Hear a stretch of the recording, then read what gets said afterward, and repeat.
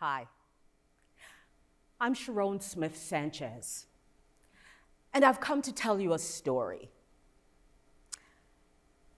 It's a lesson on resilience, as told to me by my friend Abuage many years ago, but not the kind of resilience that you hear about in leadership seminars or read about in self-help books. No. It's the kind that comes about as a result of hard-won experience and can be seen in the example of how Jamaicans in the land of my birth prepared recently for Hurricane Melissa. As they prepared, they were seen on social media singing, dancing, playing games like Ludo and dominoes. And were heavily criticized by some online who said, well, these Jamaicans do not appear to be taking this hurricane seriously. To which my countrymen responded, it's no problem, man. And others stated, tree we been in a breeze, no brook in a storm. Translation, a tree that is flexible in strong winds will most likely survive the storm. You see, this example helps us to understand what resiliency is and what it is not. As my friend Abuage said, real resiliency is not about enduring more. Rather, it's about knowing when to fight, how to fight, and most importantly, how to care for yourself while you do it. Now, it's important as I go along and tell you all about this lesson that you know that the name Abuage means perfectly powerful and complete. Born for battle, because Abuage is the warrior within. Abuage is the warrior within me. She is you.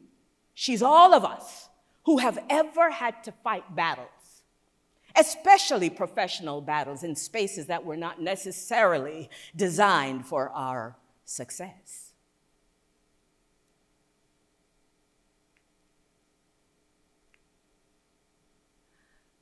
The warrior's work terrain is often uncomfortable, shall we say. Sometimes the global majority, for instance, faces many unique systemic barriers. There are women in the workforce who face misogynoir, and there are some of us who have had to be the first and only, and that carries its own special weight. But even the ones that we think are advantaged struggle. Because what's important for you to know is that no one escapes the work battlefield unscathed. And that brings me to my own path as a work warrior. Back then, when Abuage, my warrior within, spoke to me, I was clergy, C-suite leadership, 4 degrees, adjunct professor, entrepreneur, author. From the outside, I appeared invincible. But from the inside, I was running on fumes. Constantly pushing, constantly innovating, too afraid to stop and rest. Too afraid to give up any of the ground that I had fought so hard as a Black professional immigrant in this society to gain. Too afraid.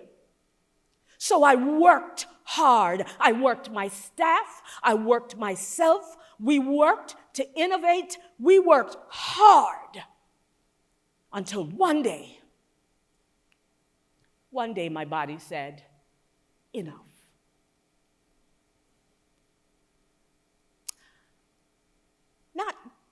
dramatically. Just a quiet rebellion that helped me to realize, oops, I've forgotten something. That helped me to realize I've confused resiliency with endurance. And endurance without recovery is not strength, my friend. It's self-destruction. And there in the stillness of my illness, with only my family and prayers to guide me through, Abuage spoke to me and gave me a call. And it's a call that I've come to extend to you today, Abuage. Well, what call is that? Well, it's the call to transform yourself before you attempt to transform others. And so to help myself to remember, I created an acronym and put it in an award-winning book so that you and I would both remember how to fight smart and not just hard. And so here it is. F for fearless community. I want you to remember that you cannot fight alone. Traumatic and oppressive environments thrive on fear and isolation. So build yourself a fearless community. One where you can be honest about the cost of your labor and your struggles can be validated. Your community is your shield. That brings us to I, informed action. It is imperative that you study the social and cultural context within which you work. And ask some questions. What's positive here? What's negative or toxic in this work environment? How do we, as a workforce, define resiliency and strength? And how do I add health to this workspace?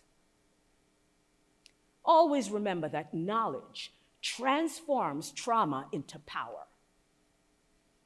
And now you're ready for G, growth through accountability. And here you must ask some more questions. Where can I shift, stop, start, snatch? Where can I shift internalized toxic beliefs about strength and resiliency?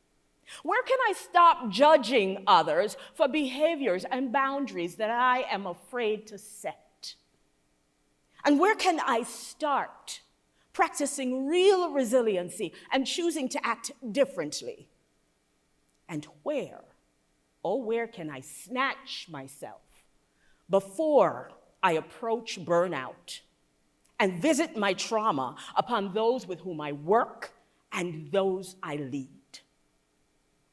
It's about progress, not perfection, because now you're ready for H, healing through self-care. Not the commodified bubble baths, face mask. Those have their place, but self-care that allows you to restructure your relationship with work, your worth, your achievements. Real self-care, because that is your most strategic weapon. And T, take action. Repeat these questions with regularity and take deliberate action to care for yourself.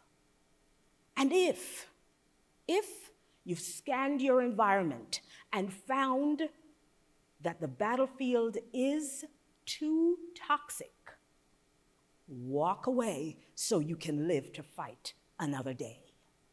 Because you cannot heal in the environment that broke you, Abuage. And so that's it. The fight frame. The fight frame equals self-care that allows you to build healthy boundaries, that inspires others to do the same, so that you can create impactful, systemic, cultural change. And so lastly, I would ask you, Abuage, what is your greatest weapon? It's self-care. Self-care that allows you a balance in your personal and professional life. Self-care that allows you access to a world where suffering is no longer a requirement for your success. I am Dr. Sherone Smith Sánchez, and I thank you for listening.